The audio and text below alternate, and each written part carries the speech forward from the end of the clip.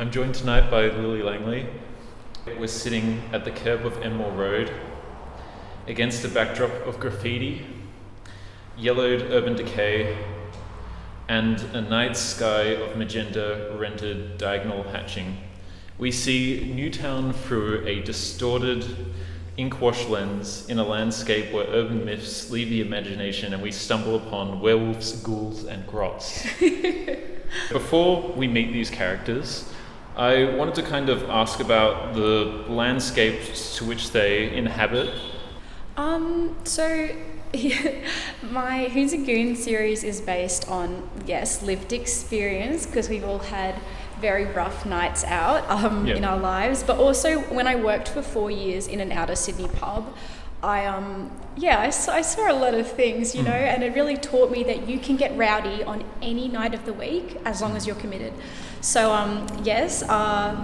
that's like all kind of like things I've seen is based on like memories and stuff. And then the places that I put the Hoons and Goons in, I kind of always want to really situate them in Sydney. I want it to always be a space where you're like, oh, I've been there, like I've been somewhere like there, like, and that it's so, I don't know, like quintessentially like Australian, because I don't want ever to kind of meld into like any like Americana in my work. I want it to be very Australian grot behaviour. Yeah, and it's Australian but with a spin. It's kind of like the whole world's kind of turned into this strange thing. One of them being PV. What does PV stand for in this Hoons and Goons universe? PV is, I'm against advertising, but also, so when I worked at a bar, whenever guys were buying a beer for their friends and they all drank Tooheys New, and one of their friends would always drink VB, and they'd always be like, yeah, and I'll have a schooner of the piss, and you'd be like, what? And they'd be like, you know, like the piss. Oh yeah, PB. Yeah, like, you know, so then I made it piss bitter instead of Victoria bitter. Oh. So, yeah. Yeah. I thought it was kind of funny. Fair enough. And the work that you've put into Draw Space is called I Miss the Old Petrol Station. It's kind of a sad lament from our protagonists. And when installing, you said you weren't aware that eventually this site would become a Woolworths, which I think makes it even sadder.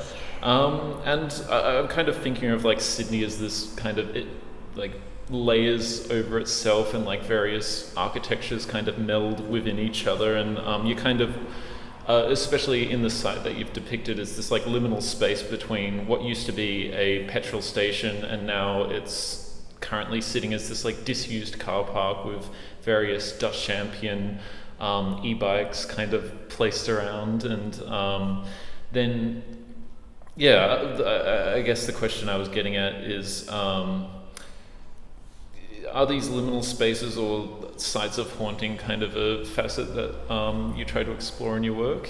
I think so, in a way. I think they are sites of haunting, like they're kind of like the old Sydney coming through, but I think we're very much like unhaunting ourselves. I think like as these kind of spaces get created by something like being kind of broken down and left behind and completely cleared up, like it's a beautiful grass lot, and it could be a park, but they chose to make it a Woolworths. You know, like I think as Sydney becomes more and more gentrified, especially these spaces that used to be like, I don't know, like more for the everyday people that, you know, I think like we kind of lose these spaces that are for grubs and grots and Hoons and Goons like Scott and Tamika. Yeah, and it was actually like cool researching the site and kind of looking through Google Maps, and like as you'd stumble across a certain thing, they hadn't quite updated the website, so then you could actually see various facets of the old petrol station, but also you can go back and look, and this place used to be a place called Purple 22, where it was like a tarot card reader / fashion store, so that would have been really cool to go to. But before then it was like an Orthodox Greek bookstore, so like even this building's had a few little lived many lives. There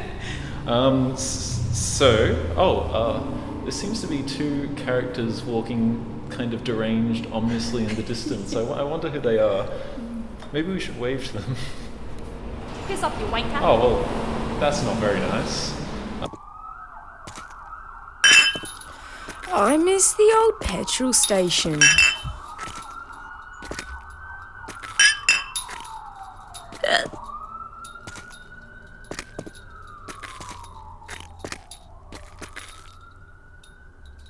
Can you tell us a little bit about Snot and Tamika?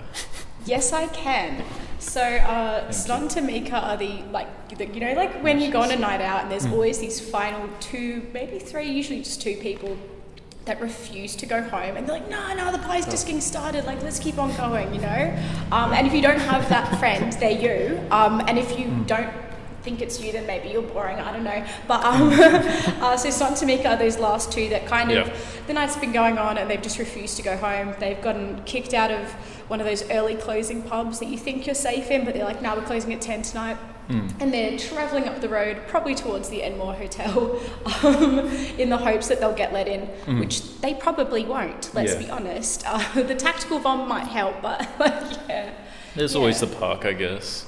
Yeah, there's always the park. My works often have these kind of like last two people remaining, or like maybe last three people remaining in them, because I find that there's this kind of like camaraderie of being the last kind of two people standing up overnight out. And like often it's like where like the really deep conversations happen, and I think that there's something both so lonely and so warm in that like you and someone else in this world both just refuse to let the fun stop, because you don't want to go back home to like reality and responsibility. You want to keep the night going, and maybe you'll watch the sunrise, still trying to chase that. But yeah, I think there's something I want to explore there often in my pieces. And it's that kind of, in this state of inebriation, there's also these elements of the supernatural that sometimes come out in your works, and things such as like urban folklore, where you've got I think you had a suburban Grim Reaper that like would come around, and things such as that in earlier works. So with all these like horned imps and werewolves and stuff, like how does the lore of the Hoons and Goons kind of come into play there? Like, what supernatural creatures do exist in this world, and why do they kind of come about in the full moon and such? So in the Hoons and Goons world, there is a werewolf. Very scary, I know. But that werewolf actually was me kind of trying to use the supernatural as like a conduit to explore I guess those monstrous kind of emotions and that kind of thing. And kind of like an overwhelming, and also like kind of even in your life being in the midst of a transitional period, and being able to like, I don't know, recognize that comes out, and all the emotions that come out when you are like inebriated, or like, as you know, I have the suburban kind of werewolf artworks that I had in my last exhibition, and like, I don't know, it really helped me to portray that character, I think. Really got to work through something. And is ceramics new to your practice? Because that was also in Phantasmagoria. I do have ceramics in my practice.